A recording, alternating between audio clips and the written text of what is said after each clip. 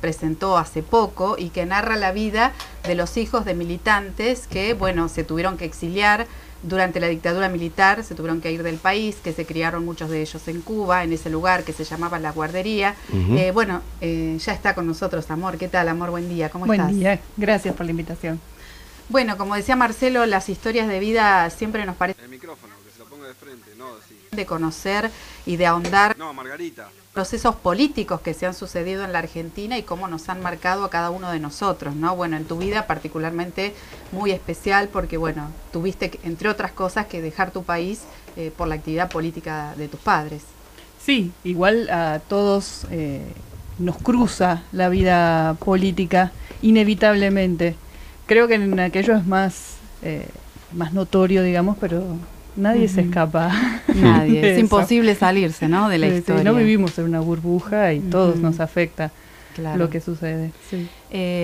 Muchas veces hemos hablado con Amor, Marcelo, acerca de, bueno, a veces el silencio al que uno tiene que someterse en la vida por distintas circunstancias y uno no puede decirse a sí mismo. Bueno, en tu caso has padecido también esa situación por la coyuntura política que bueno, durante la dictadura y después de la dictadura también fue adversa para poder hablar de ciertas cosas.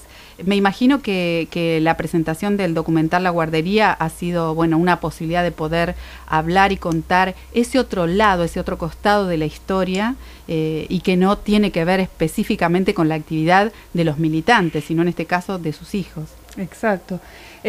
Todas las sociedades llevan un tiempo hasta procesar su propia historia, les cuesta hablar sobre todo de la historia reciente, y sobre aquel periodo en especial siempre se hablaba de los exiliados, los adultos, los que decidieron exiliarse o los que se vieron forzados por las actividades que realizaban. Pero después estaba uno que decían que eran los hijos de los exiliados, hasta que dijimos, no es que somos hijos de exiliados, también somos exiliados.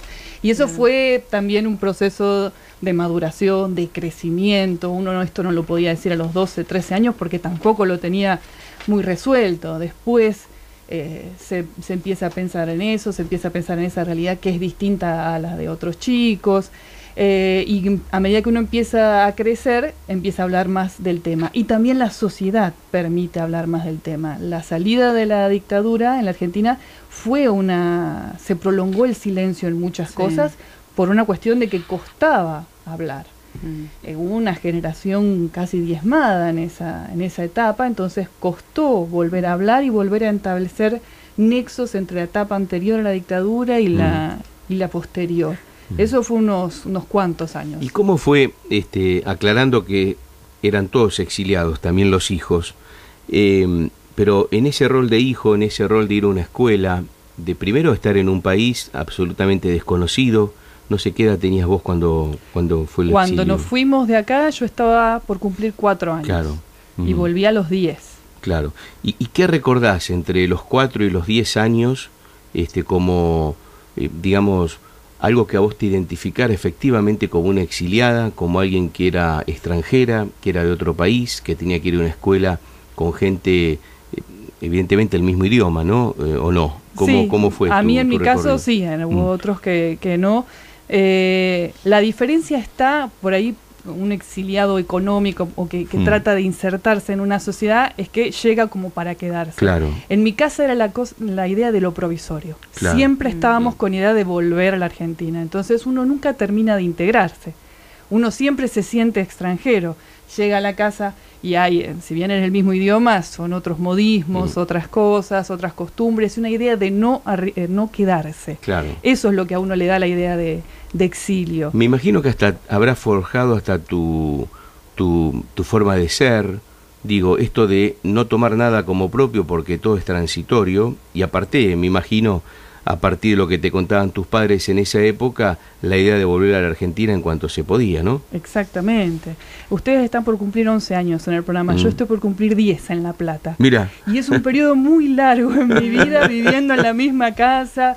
Mis hijos, desde el más chico está por cumplir 10, así que vinimos con el bebé. Y es una realidad totalmente distinta, por esto que planteabas. Ellos sí viven en la misma escuela, en el mismo barrio, en la misma casa. Bueno, para mí eso era extraño, era cambiar de casa, cambiar de escuela, cambiar de lugar, y hace que uno no vea, no sé, que se despinta la pared, porque uno no tiene el tiempo de que las cosas se oxiden, digamos, Sí, ¿no? yo creo que ni querés poner una cortina nueva en esa casa porque, claro, porque no es tuya, porque te querés ir y todo eso, ¿no? Exactamente.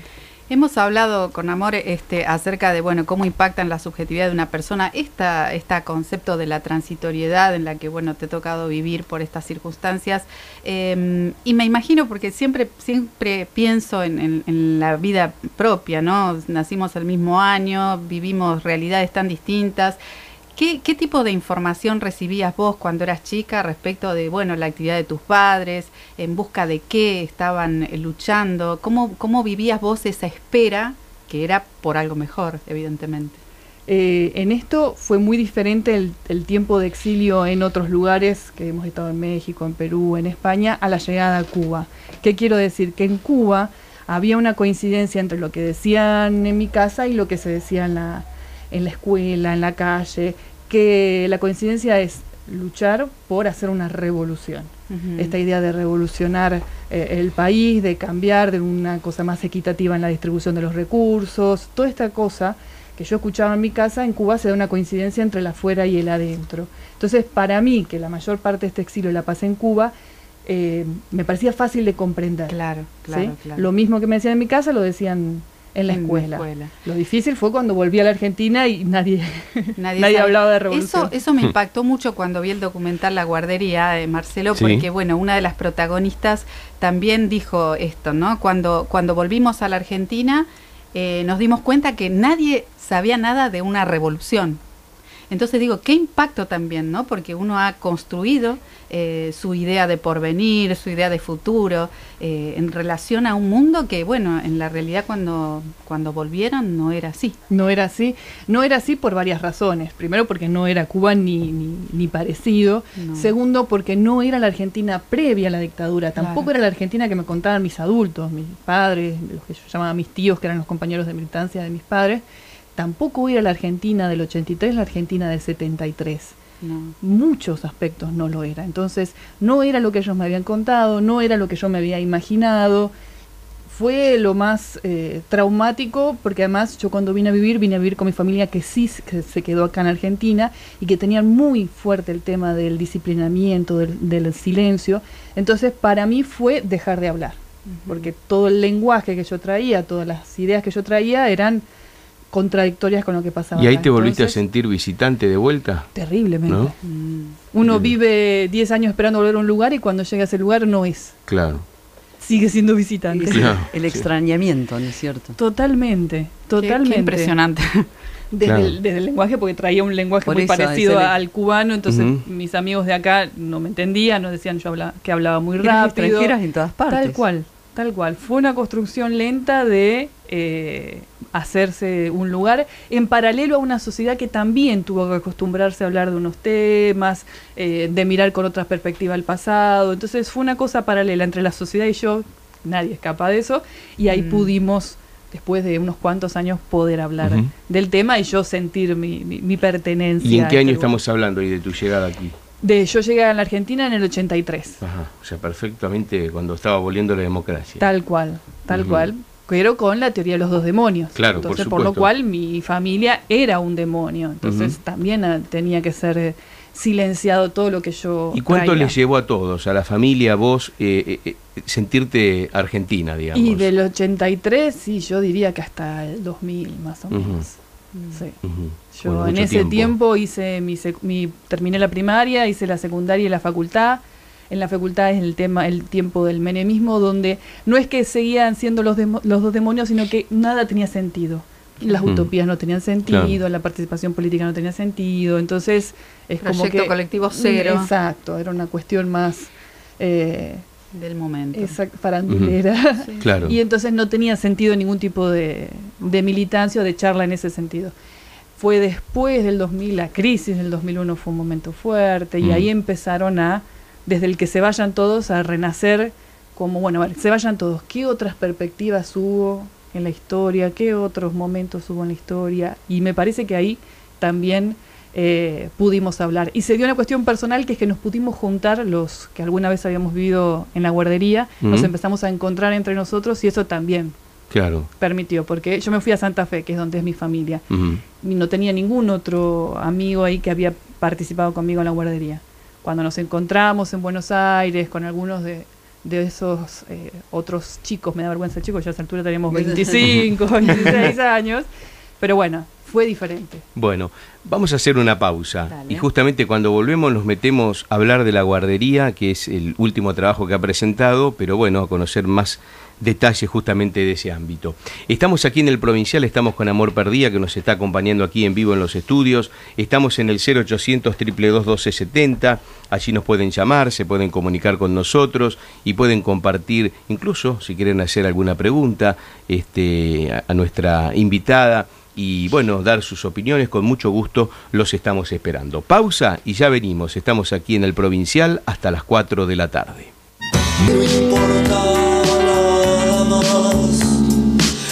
Muy bien, aquí seguimos en el Provincial, aquí estamos en la radio pública.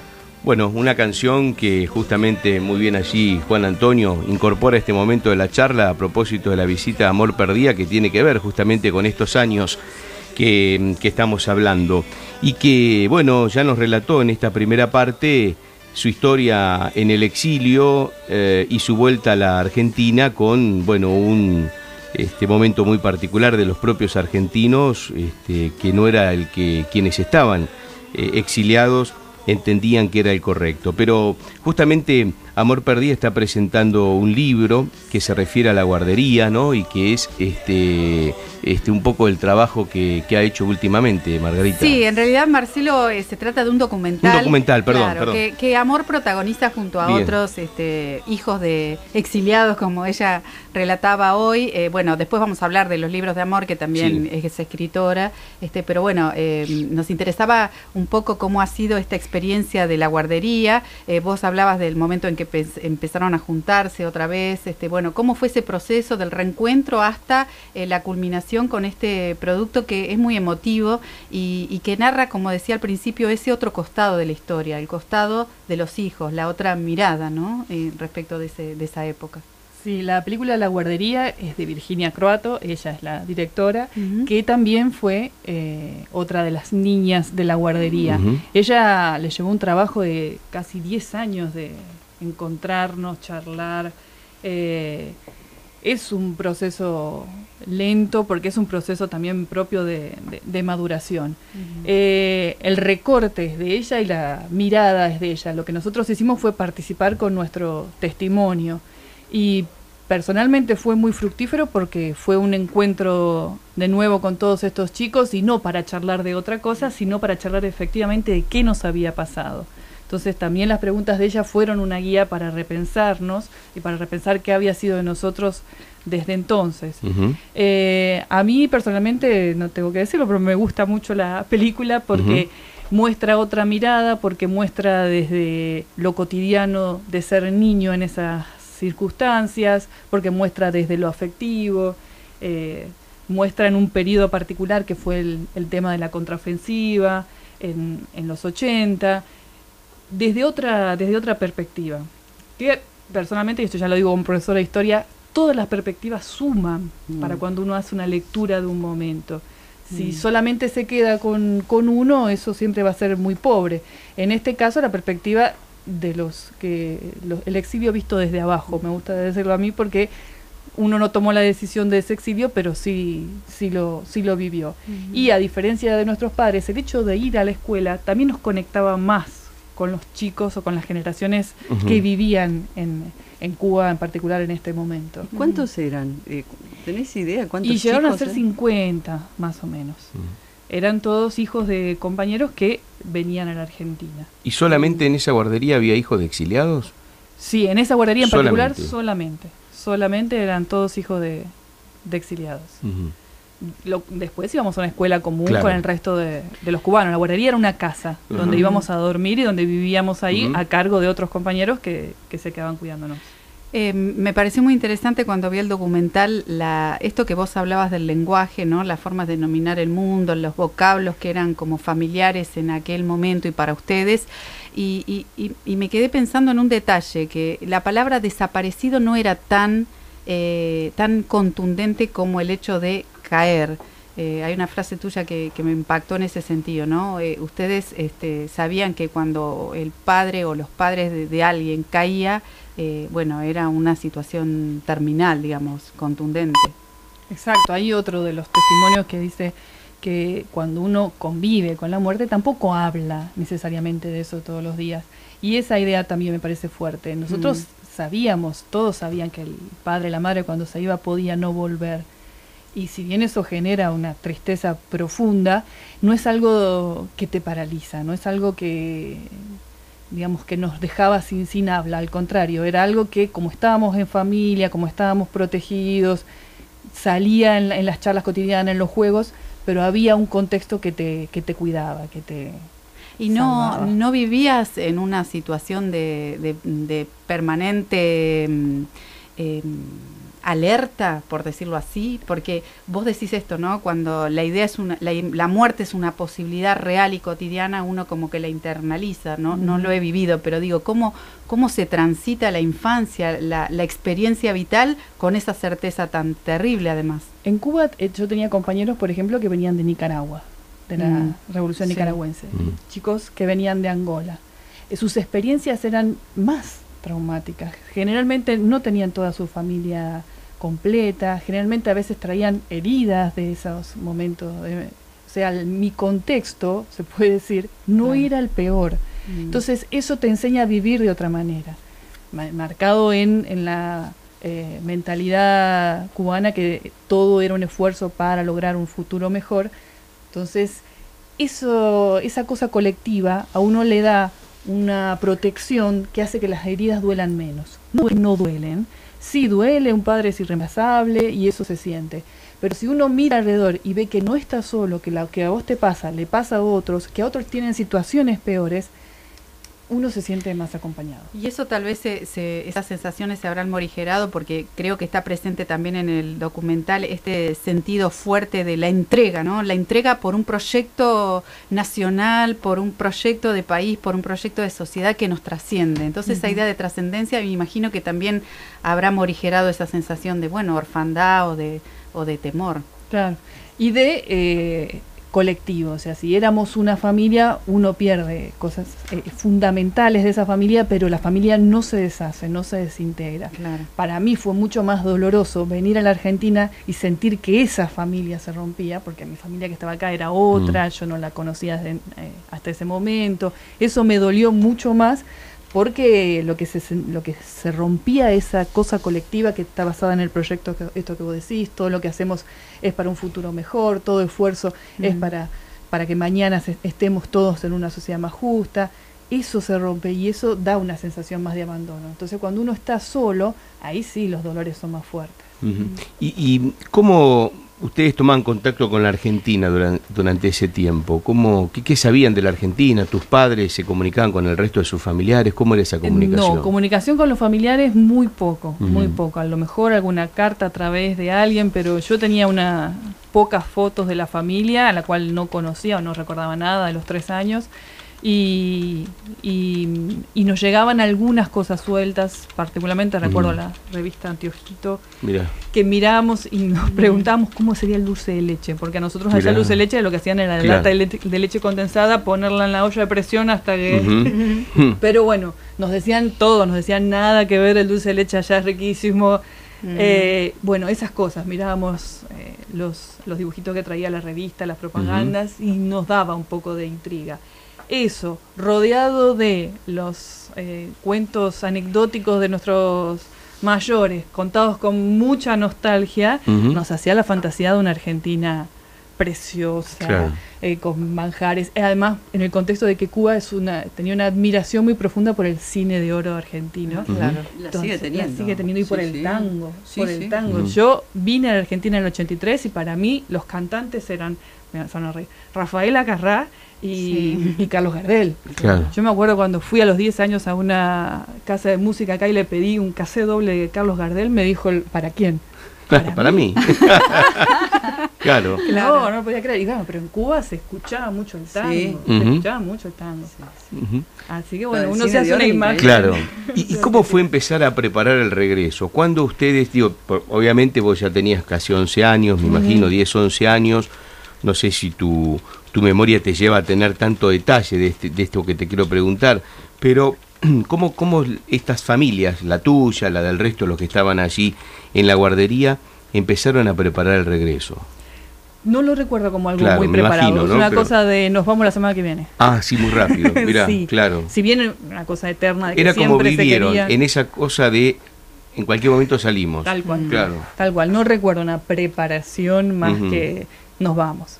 Que era algo que siempre estaba latente, Claro. ¿no? Pero así preparación no, Ujú. no hubo. Amor, y estudiar historia y escribir, me imagino que tiene que ver con la posibilidad, por un lado, que vos decías esto de las versiones de los hechos, las versiones de la historia, tiene que ver con encontrar tu propia visión de la historia, tu propia versión y poder comunicarla, decirla. Exacto, sí. Yo vuelvo a Cuba en el 85 y en el 86. Yo ahí termino la primaria en Cuba. Y ahí fue, digo, porque ya era más grande, eso ya es quinto y sexto grado, donde noto una diferencia con la historia que me enseñaban en la Argentina. Muy diferente, ¿eh? Y ahí me empiezo a preguntar, o sea, no tiene que ver con el presente, que en el presente uno tenga opiniones distintas, Claro. tiene que ver con que hay formas diferentes desde el presente de mirar el pasado. Sí. Y eso me apasionó, Ujú. me apasionó. Cuando vuelvo a la secundaria siempre me gustó, además debo reconocer que en la secundaria tuve profesores excelentes que me hacían así dudar permanentemente de lo que me enseñaban y eso me encantó. O sea, me encantó la enseñanza de la historia, Ujú. no ser una teórica de la historia, Claro. no ser una investigadora, sino enseñar historia para enseñar esto, de que uno tiene que decir, bueno, ¿quién dice esto? ¿Qué otras formas de Ujú. contar ese periodo hay? Eso me encantó. Y la literatura siempre me gustó. Y los que pueden unir esas dos cosas, como Scorza, el peruano, para mí son mis ídolos, Sí. porque pueden contar historias de una manera preciosa. Entonces es mi fantasía, juntar esas dos cosas. ¿Y tu relación con los alumnos ahora, Amor? Porque imagino que, bueno, uno no anda diciendo por la vida quién es, de dónde viene, pero siempre cuando trasciende, te preguntan, uno no puede, bueno, salirse de la historia, de lo que es, ¿no? Imagino cual. que si te preguntan, porque además tener un profesor que ha vivido eso es como tener la historia como en carne como que está viva. dentro del libro de historia, Claro, la ¿viste? profesora. Es como ¿no? lo que pasa cuando habla uno con tu padre, que lo hemos entrevistado aquí en la radio, es como hablar con la historia. Te habla de Exacto. Rodolfo Walsh, que estaban juntos en la plaza, y vos decís Rodolfo Walsh. Claro. ¿Viste? Entonces es... Algo tan lejano que te parece, porque lo, Claro. digo, lo estudiás, lo tenés en el libro, lo tenés en el conocimiento y de pronto lo tenés Claro. ahí mismo, ¿no? Claro. Igual me pasaba más cuando trabajaba en la facultad, en la Universidad Ajá. de Lanús, que eran más adultos los que trabajaba. En la secundaria son chicos muy chicos. Claro, Claro. claro, Entonces, que tampoco... por ahí no pasa eso. Igual nunca yo hablo, porque me parece que Claro. no corresponde. Ahora, sí me preguntan, por Claro. supuesto, Claro, contesto. claro. Ujú. A mí me gusta mucho trabajar con adolescentes. Me Sí. parece que es una etapa de la vida donde andan buscando qué ser, qué hacer. Entonces lo mejor que uno puede dar es darle opciones diferentes para que ellos después hagan sus propias conclusiones. Sí. Y me gusta mucho esa etapa. Y ellos llegan con muchas preguntas. Claro. No llegan con prejuicios a una etapa y a un momento de la historia, digo. Claro. Y cuando vos le das diferentes versiones de la historia, ellos se quedan pensando. Claro. Además me parece que es un clic que uno hace después. Sí, sí, claro. ¿No? Eso- Sí, viste que la historia por ahí te gusta cuando sos más grande, muchas veces, ¿no? Exactamente. Y te arrepentís y decís, ¿por qué no me gustó antes? ¿No? Claro. Sí, sí, es Claro, porque cierto, uno sí. tiene un preconcepto acerca de la historia, bueno, pero que es estudiar las fechas, pero cuando uno es adulto, como vos decís, el clic lo haces más grande. Cuando te das cuenta cómo podés relacionar todos esos hechos que leías en un libro con tu propia existencia, ahí está como el sentido, ¿no? Sí. De poder conocer y de tener una propia versión de lo que ha sucedido. Me imagino que también los adolescentes te interpelarán por aquel lugar de adolescente tuyo en el que tuviste que silenciar tantas cosas o no poder ser libre en ese sentido, ¿no? Claro, eso sí por ahí les da por preguntar, digamos, cómo era mi vida a la edad de ellos. Claro. Eso no solo conmigo, lo hacen Claro. con muchos docentes. Pero la historia tuya debe ser más atractiva que la de otros Claro, no docentes. sé si más atractiva, pero por ahí sí les llama la Más, atención. claro. Diferente seguro. Diferente, seguro. Entonces, eso lo que permite es que muchas cosas que ellos consideran que ya están dadas, que son así, cuando uno les cuenta de otras experiencias, dicen, no, son hasta derechos adquiridos, que yo les digo esto de que ustedes, no sé, puedan salir, organizar su centro estudiante, no era algo que se pudo hacer siempre, no es algo que en otro momento se podía hacer. Entonces ellos aprenden a darle temporalidad a lo que les está pasando, si no tienden a creer como que siempre fue así. Y en eso, mira, justo te iba a hacer una pregunta parecida y me das el pie justo, porque han pasado distintas generaciones, quizás, por supuesto, aquellas generaciones más cercanas a los 80, en la facultad o en la secundaria, con un condimento más político, ¿no? Porque estaba volviendo a la democracia y demás. Digo, en el paso de generaciones, en los chicos que hoy tienen 13, 14 años, la cuestión de no solamente lo que pasó en los 70 en la Argentina, sino ese compromiso histórico del país, ¿lo tienen? ¿Cómo ven los jóvenes hoy? No aquellos que tienen una formación más política, que son más activos en un centro de estudiantes, más, en los que no lo tienen. ¿Les interesa realmente lo que pasó en la Argentina o lo ven así como algo lejano? Lo ven lejano en el tiempo, eso es cierto, porque además ya algunos pertenecen a sus padres o hasta tienen padres que nacieron en los 80, entonces claro. Lo ven lejano. Yo lo que he notado hace 18 años que estoy en las aulas, he pasado 5 años por escuela rural, otros 7 en Capital Federal y hace que estoy acá otros 7. Y lo que he notado en estos años es, lo que me gusta a mí que he notado, es como cierto cuestionamiento a ver quién lo dice. Porque sí se ha avanzado o se ha visto que hay diferentes medios de comunicación que tienen diferentes perspectivas totalmente opuestas. Antes como que una cosa decía, bueno, lo dice la tele y le creo más. Claro. Ahora lo dice la tele, depende del canal que uno mire. Sí, sí. Claro. Entonces eso los ha llevado como a preguntarse, bueno, pero ¿dónde lo escuchaste?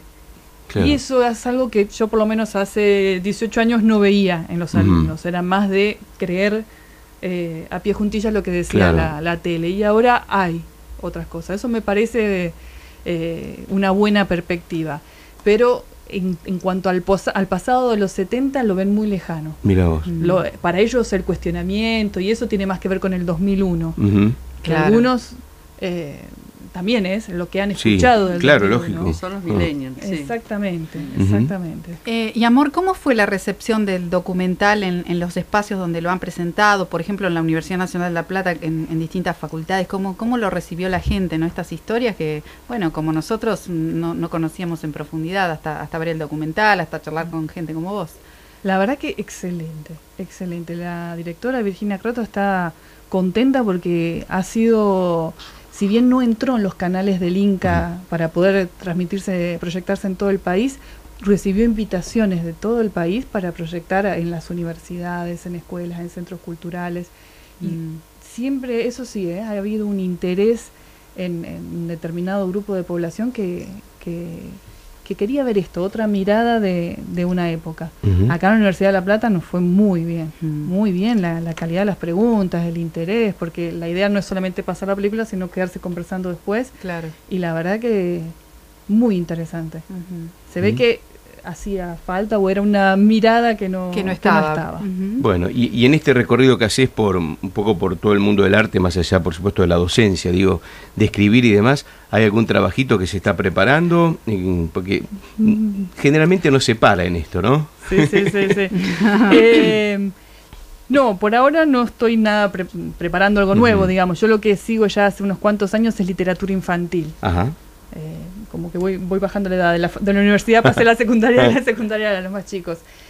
Tiene una cuestión naif que me gusta mucho y tiene una forma de hablar que también tiene por ahí menos vuelo poético, pero mucho más directo y comprensible. Claro. El último libro que publiqué es de cuentos para chicos, que es Problemas por llegar tarde, y en ese rubro sigo, escribiendo cuentos para los más chicos.